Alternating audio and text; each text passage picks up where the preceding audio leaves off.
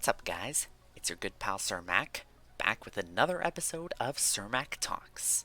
First off, I know I've been a little quiet lately as far as my streams and some of my videos go, and there is a reason for that. I've been losing satisfaction in some of the games that I play, like Toontown or Minecraft. Once I realized this, I tried to find as many games as I could that would be suitable for streaming. I'm even considering some FPS games. With that in mind, I plan to start or finish some playthroughs for the next few weeks. The games I play could include Celeste, Slime Rancher, Stardew Valley, Undertale, and more.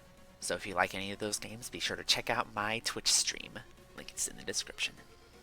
Anyways, lately I've been thinking about some of the things that I'm good at, like math and music, as well as some of the things that I could use a little improvement on, such as knowing when to talk and what to talk about. In fact, the thought first came to my mind on October 10th. Two things happened that day that made me think about this. The first was during a singing test in my choir class at college. My professor complimented me on my musical ability, saying that I'm pitch perfect. She said that this means that I can point out any note on the scale and sing it perfectly. This got me thinking about how I'm good at music and math, as well as art. The second thing came later that day, when I went to a YSA activity that involved Nerf guns. I'm sure you guys can guess what we did at this activity. Have a series of battle royale matches with the many guns that were brought. I landed a few of my shots every now and then, but overall, I had the feeling that my performance with Nerf guns was below average. In fact, after someone else landed a headshot on me, I just needed to take a moment. This got me thinking about some of the things that I'm not good at, like shooting guns. At first, I was disappointed with myself for not being good enough for something like this, thinking I might never be good at it.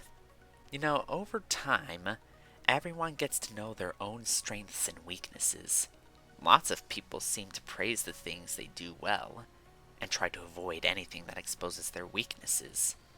The ironic thing about all that is that by only focusing on your strengths and avoiding your weaknesses, you deny yourself the opportunity to improve the things you're not good at, or the opportunity to learn new things about them. In fact, after the Nerf activity, and after my period of disappointment, I remembered something that I've been taught at church. God can make weak things become strong for those that believe on His word. This doesn't necessarily mean that I'm going to be good at shooting guns. It could also mean that I would be a person that works to establish peace wherever the need arises, focusing on how violence is not the answer. Or instead of shooting guns, I can make guns myself. You never know for sure. I know this to be true because God has already helped me in my shyness struggle. If you've watched my being shy video, you'll know about my history of being shy. Nowadays, I may still be quiet, but I'm not so shy anymore.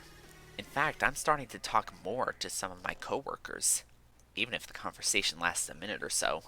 So don't be afraid to work on remedying your weaknesses, whether it be conquering your fears or improving your skills. In addition, be sure to not focus too much on improved ability or even a certain strength, lest you can become overconfident in it and cause harm to yourself or others. Everyone you see has their own unique strengths and weaknesses.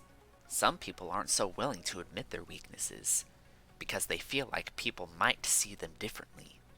If this sounds like you, let me ease your mind a bit. Telling people you know and trust about your weaknesses can give them the opportunity to help you either get past them or to accept them. In my case, every once in a while, whenever something gets on my nerves or whenever I'm struggling with something, I seek advice from my parents because there's a good chance that at least one of them has experienced my problem. or the problem that I'm currently going through. Some of you might be more comfortable talking to your sibling, your best friend, a trusted coworker, or even a fellow gamer.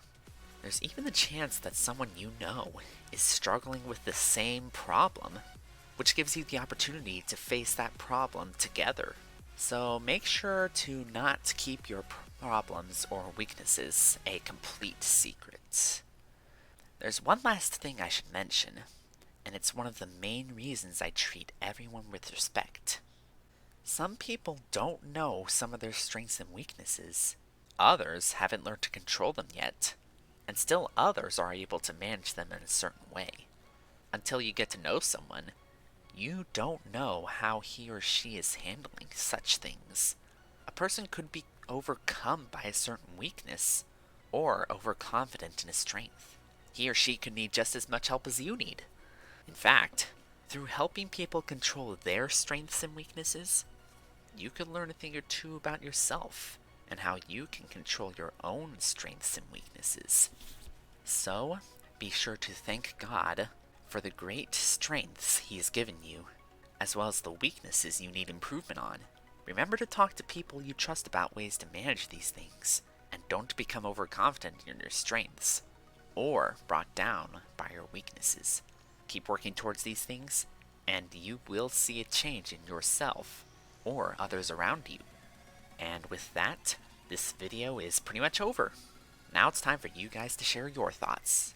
What are some of your strengths and weaknesses? And how has working toward managing them helped you or others? As usual, leave your comments down below, and I will take a look at them whenever I get the chance. But for now, it's time for me to go. Thanks for watching, see y'all later, and have a good day.